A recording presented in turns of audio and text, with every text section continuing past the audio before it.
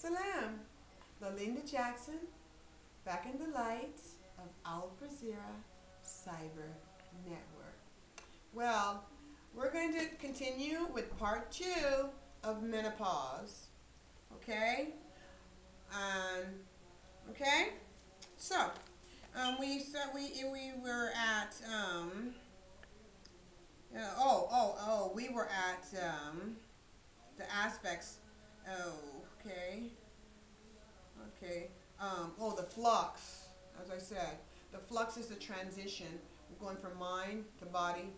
And the only thing that's stable, the only thing that's solid at this point, that wasn't perhaps so solid in the past, and that's your spirituality. Have it together. Know who you rely on, okay? Because you might not, mama might not be there, or what do they say? Papa may have, mama may have, but you better have, okay?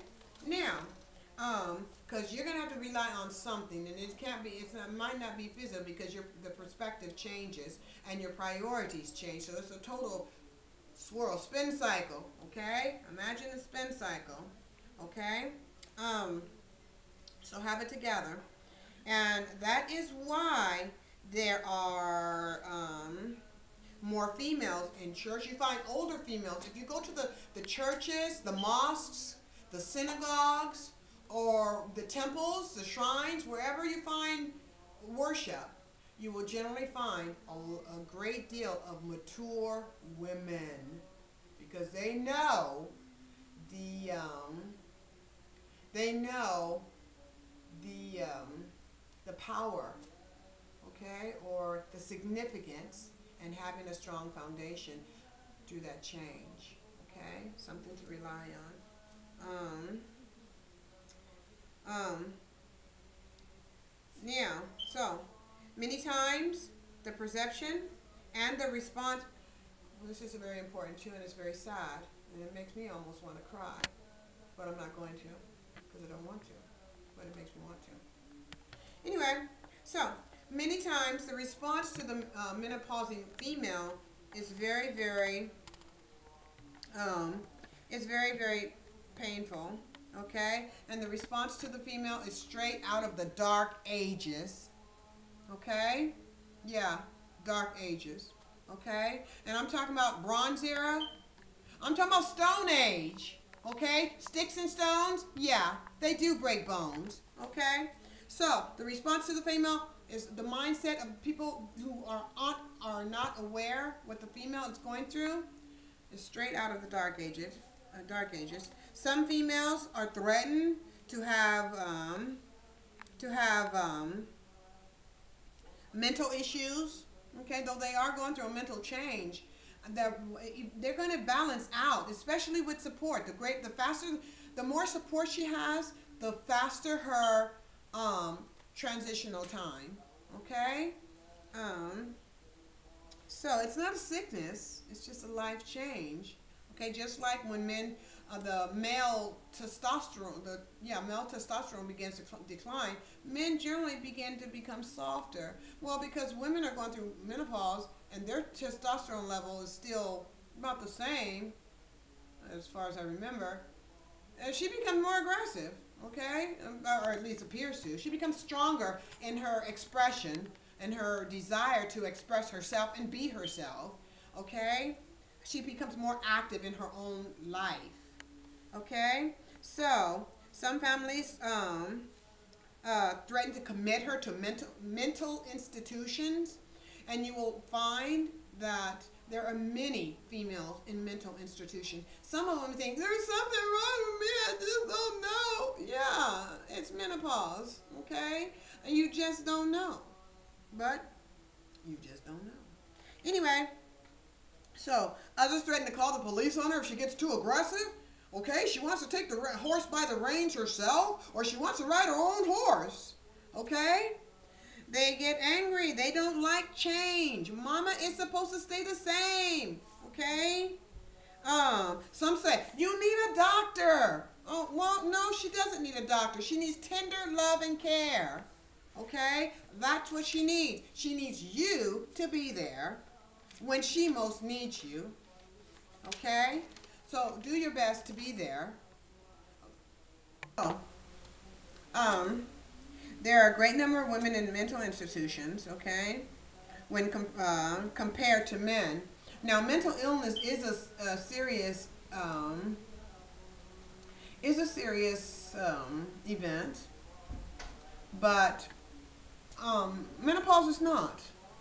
It's a time when a female needs the most love and tender care because she's changing. And I'm not suggesting that there should be a greater number of men in mental institutions, but I'm just saying when it comes to male issues, um, there's a bit more understanding. Okay, there's a lot. Okay, there's a bit more support because the female generally wraps her life around him.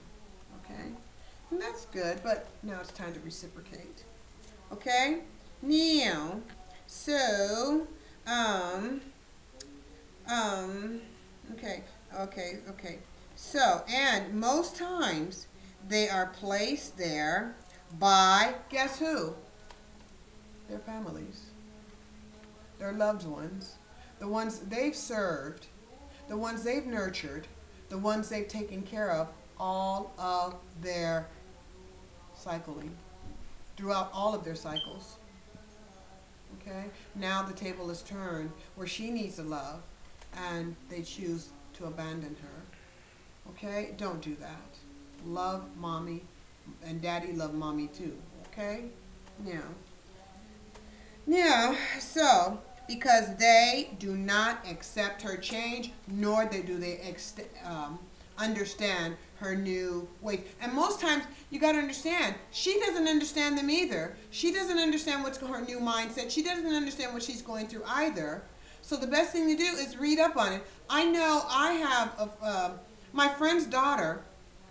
She realized her mother was taking medication for anxiety while she was going through menopause. She read up on the anxiety pills. She told her mom, these are not the ones you need to be taking. She went on her own and got the proper medication for her mom. She read up on menopause, and she began to understand. She began to teach others in the family about mom's menopause. So that's what you want to do. That's how you want to support mom. You want to understand mom, even if you're going to grit your teeth and walk away and say, I don't understand that lady. Do what you got to do. Okay? Help mom through. Don't turn your back. Because believe it or not, you're going to need mom. And if you help mom through it, believe mom will be able to turn and look back and say, yeah, I've been there. I can help you through. Okay? So, now, the anxiety, okay? Anxiety is crouched, as I said. It's like, there's a movie called Crouching Tiger, Hidden Dragon, one of my favorite movies I love. Okay? But there's like a crouching tiger. That's an anxiety. Okay? You want to kind of be on guard for that. Try to stay away from fast-paced activities, driving. You might not want to drive during that period. Get somebody to take you where you need to go. And walking to the back and forth to the store kind of make your world a little bit smaller so it'd be accessible for you to walk. And that will decrease the anxiety by your exercise. Okay? But you can get through it in a proper, positive way. Okay? So, as I said, it will reduce the stress. It's just a culmination of, that rush of stress, and the heat comes, and it's like, where do I go? What do I do? Okay? So the stress, what did I say? It's like deconstruction, okay? The construction, or contractions, okay? Like I said, the PMS comes like every 3 days, and it's like contractions when you were, if you remember going back to your labor when you were pregnant and delivering the child, the contraction every 5 minutes. It goes, it comes, it goes, it comes. Some days are good, some days are bad days. Some days are good. You just got to take it as it comes, okay? What did I say? Okay. And like childbirth, and like the menses when it was coming, okay?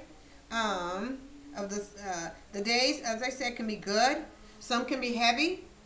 Some can be without emotion, and some can be full of emotion. Okay? Some days you want to cry. Some days you want to be angry, but it's okay. those events are fast moving, going through the cycle really quickly. It's okay. It's just okay. But you gotta support. You gotta understand. Let them see this video. Okay. Anyway, um, so, and as I said, it's light days, easy days on the mind and on the body and on the motion. And rather than release, okay, so but rather than release an egg through the ovaries every month, okay, what did I say? Rather than the egg being discharged every month, it can be a day filled with instability. Instability can be released instead of the egg. Okay? Yeah. I know. Okay, so I'm moving to my next page of my notes. Okay. So, what do we say here? Okay, now. So, what do we do? What do we do? We're going to go to part 3. Linda Jackson, Brazeera, Cyber Network, and I'll see you in part 1, 2,